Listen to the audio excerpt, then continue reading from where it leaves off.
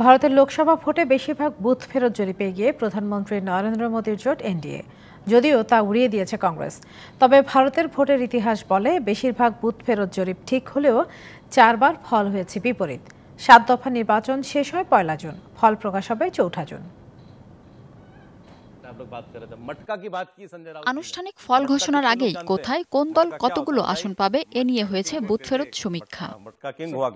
কয়েকটি নির্বাচনী সংস্থা এ ধরনের সমীক্ষার আয়োজন করে থাকে। ভোটারদের মনের কথা জানতে তারা ব্যবহার করে বেশ কিছু কৌশল। তার মাধ্যমেই তৈরি করা হয় নির্বাচনের সম্ভাব্য ফল। জরিপের জন্য প্রথমে বিভিন্ন কেন্দ্রের কয়েকটি বুথ বাছাই করা হয়। ভোটারদের নির্দিষ্ট কিছু প্রশ্ন করা হয়, পরে সেই উত্তরের ভিত্তিতে তৈরি করা হয় সমীক্ষার ফল। বুথ ফেরত সমীক্ষার উপর কোনোভাবেই নির্বাচনের ফলাফল নির্ভর করে না। ভারতের গণতন্ত্রের ইতিহাস বলছে বুথ ফেরত সমীক্ষার ইঙ্গিত সবসময় মেলে না। সমীক্ষা একেবারে ভুল প্রমাণিত হওয়ার উদাহরণও অনেক। তবে বুথ ফেরত সমীক্ষার পূর্বাভাস মিলে যাওয়ার নজিরও রয়েছে বহু।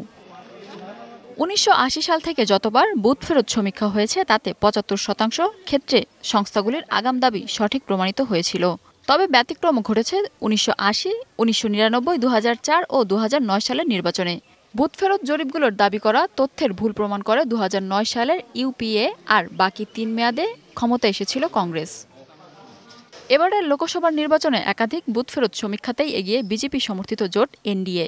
শরিকদের নিয়ে তৃতীয়বার সরকার গঠন করে ইতিহাস সৃষ্টি করতে যাচ্ছেন নরেন্দ্র মোদী। তবে 400 পার হবে কিনা তা নিয়ে রয়েছে জল্পনা কল্পনা। কয়েকটি বুথ ফেরত সমীক্ষা এনডিএকে 400-র বেশি আসন দিয়ে রেখেছে, তবে এ নিয়ে সংশয়ও রয়েছে। শনিবার সমীক্ষার যে ফল প্রকাশিত হয়েছে, এখন দেখার বিষয় বাস্তবের সঙ্গে কতটা মেলে বুথ ফেরত জরিপ। এদিকে রবিবার প্রশাসনিক কর্মকর্তা সহ জোটের নেতাদের সাথে 7টি বৈঠক সেরেছেন প্রধানমন্ত্রী নরেন্দ্র মোদী।